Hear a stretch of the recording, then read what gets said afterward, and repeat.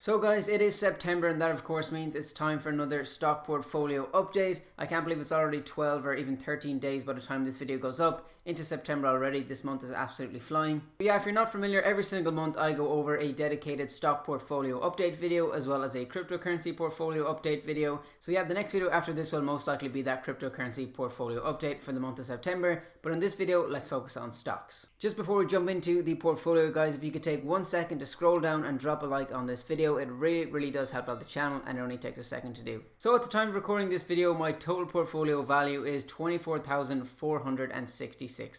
We'll start by taking a look at the platform that I use to buy ETFs on, and that is BUX Zero. Remember, you can claim a free share on BUX Zero by following the link down in the description below. And that share could be valued anywhere up to €200. But anyway, as you can see here, all I hold on this is the S&P 500. There's no real reason for separating from Trading212. Of course, Trading212 for new customers currently are not allowing them to invest in ETFs, and we don't really have a timeline on when that's possible. So if you do Trading212 and no access to ETFs, maybe BUX is a good option here. But the reason that I do it is because I just want to diversify where I hold my ETFs and where I hold my stocks, seeing as they do fall under different kind of tax. So it's just much easier for me in the reporting sense of things when it comes time to pay tax if I just have them in separate brokerages, so I can pull down the reports separately there. It's not a necessity, but it's just something that I like to do.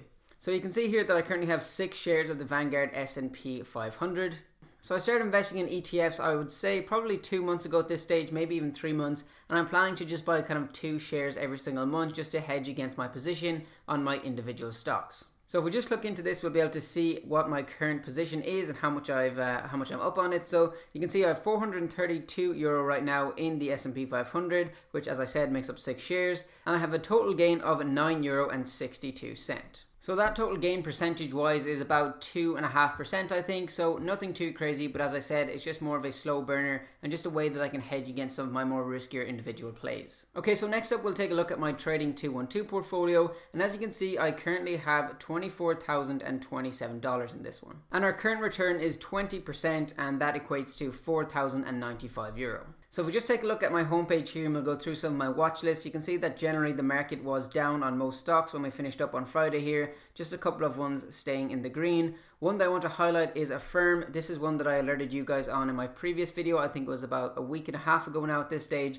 where I was saying Affirm was a good buy. I didn't take my own advice. I was waiting for a good entry point and I missed out on some massive gains. You can see over the last week it's up 32%. Another stock that I alerted you guys on in that previous video as well was Lemonade, and that one has performed not so great since I brought it out, probably down 3%, but on the bright side I did manage to get a position in this one. Pretty ironic how I managed to get in the one that ended up kind of in a losing position for the week, and I missed out on the other one I recommended that actually absolutely took off. That being said, I am still eyeing up an entry point in Affirm. I currently have a price alert set at around $105, and at that point I'm planning to get into Affirm then, and if it doesn't come, again I just have to miss out on that one. Because while I do believe they're a great company, I think the current run up in the stock price is too overvalued for this current time right now, so I won't be getting in there because I feel like there's a lot of downside currently. So yeah, let's take a look at the pies then. We'll have a quick look at our growth fund. I have consolidated this growth fund to only 5 stocks currently. I'll explain why Affirm is in there in a second. You can see there's currently no money in it. So within this pie, I just have added more weighting to Tesla on their recent dip, and that has actually worked out very well. And then you can see I have Disney, Apple, and Palantir in here as well. So mainly most of my money there is in Tesla. And then I also have Affirm there, and what I'm basically doing here is taking the 5% that I had in NEO and I'm putting that into Affirm in this portfolio. So I do this anytime I'm not adding new money to it. I just rebalance my portfolio basically, and you can see NEO is currently a losing position there within this pie, currently minus about 10% there. So my plan is once Affirm hits that kind of price target that I'm looking for, I'll basically sell my position in NEO from this pie and buy Affirm there. And if it doesn't happen, I'll basically just cancel that and I'll continue to hold my NEO stock. So hopefully that made sense. It sounded a little bit long-winded as I was saying it there, but anyway, next up we've got our additional growth fund, and that currently has 6.46% gain. So let's take a quick look at the holdings in here. Again, we have Tesla weighted at about 20%.